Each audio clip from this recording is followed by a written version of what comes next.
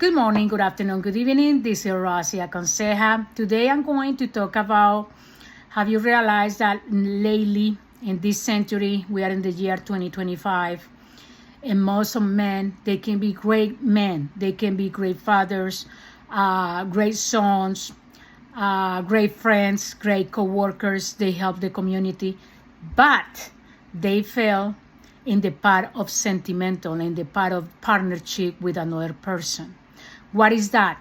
Because most of us, I'm talking in general, I'm not judging here, I'm giving you information. According to the statistics here in United States, from 100% of men, 10% of men, they look for personal growth. Like, how can I improve better myself? How can work in my flaws and be a better person? Those are just a few. But the majority, they still thinking like the old-fashioned way. What was the old-fashioned way? The macho man way. That is, I'm the provider, I bring money to the house, I give you roof, clothes, and food, and I'm all set. That was in the old times when the woman used to work at home and stay home raising the little ones, if they have kids or pets or whatever. Nowadays, it's totally different because nowadays women also work outside the house. So the thinking from men should change to if they want to keep a happiness inside that marriage or that partnership if they are living together. And it is to be a partner, like a complementary, like okay, we both work outside. If you cook, I clean, or if I cook, you clean. We help each other. Don't put all the responsibility in the other person. We are in the year 2025, and I had seen through my acquaintances that they work outside, but the woman arrived home, she arrived tired as well as her partner, and he's watching TV, he's relaxing while she has to deal with the two kids at home, plus she has to cook.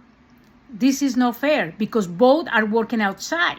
And still, if she's working inside, she will appreciate that her partner cooperate and help at home, because most of people think because you are a homie, raising your kids and keep the house clean, neat, and cooking is no job. Yeah, that is the only job that is not paid in cash because that's the way that has been through all the centuries, but we need to break that cycle. So guys, please out there, open your consciousness, use your common sense.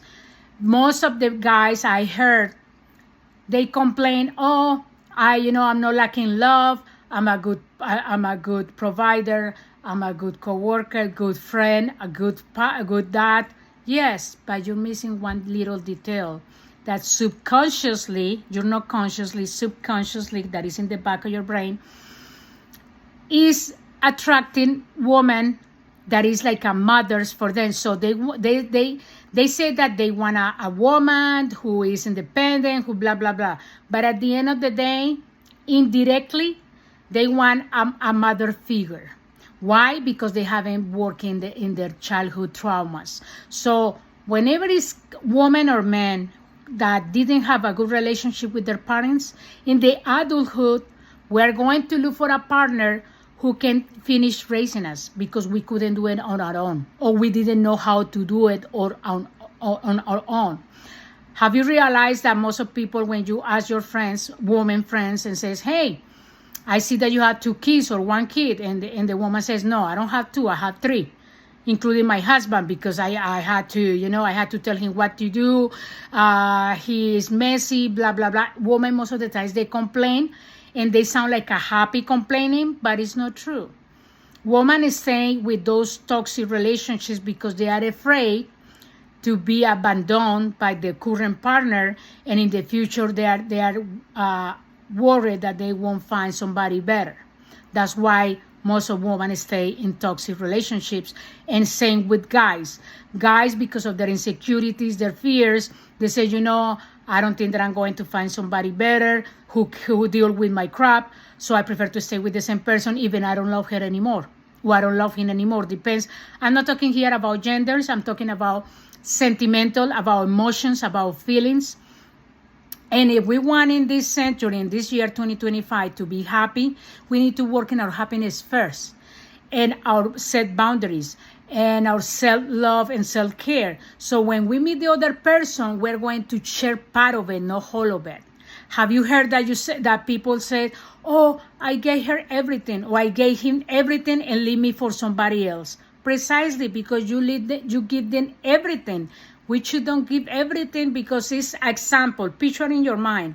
You have a full heart of color red, and you find someone who is missing that kind of love, affection, companionship, everything.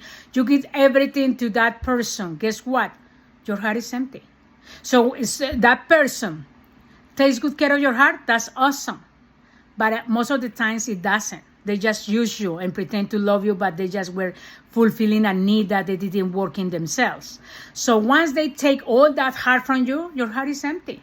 You have to start from scratch again. And then it's going to be hard for you to trust against someone else because you gave everything. So we are a complete beings, and unfortunately, our ancestors, friends, society, family taught us that, oh, where is my half orange? We are not incomplete. We are a complete human beings. I'm a full orange. I'm looking for another full orange. Or have you seen people half, like with our arm, with our leg, with our feet? No, we are complete. So we are looking for someone who is complete. This is example. So emotionally, we need to work in our emotions. Have you dealt that with people with 40, 50, 60, 100 years old? Physically, but mentally, they are like a little kids that you have to tell them what to do, how to love you, how to take care of you. We're supposed to don't do that. They're supposed to know how to take care of you and love you because they have been working in their emotions already. But most of the people, they don't work in their emotions. That's why they rely on drugs, alcohol, and bad habits. And a part of that, they are looking for someone else who fulfill their happiness that they haven't worked in their own happiness. That's why they are vampires of energy. They drain you. Because they are with drama all the time. They are clingy, needy. They are texting you 24/7. I cannot live without you. Oh, you are the love of my life. You know who is the love of your life? Yourself. The other people is your complement. Is someone who you want to share your happiness, not someone that I'm not going to put all the responsibility in the other person to make me happy, because most of the times don't work, and this is scientifically proved.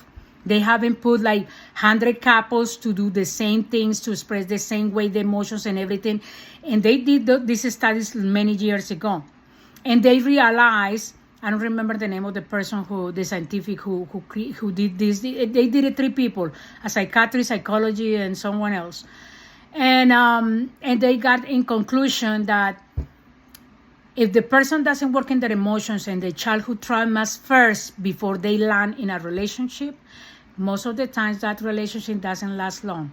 And if lasts, is because the other person has traumas too, and they are afraid, like, oh, I'm going to stay with this toxic guy. He mistreat me, disrespect me, treat me like crap, but I'm going to stay with him because he's the one who gives me money, who pay my bills, or I'm not going to find someone better, so I prefer to keep up with this guy or this woman, because can be both.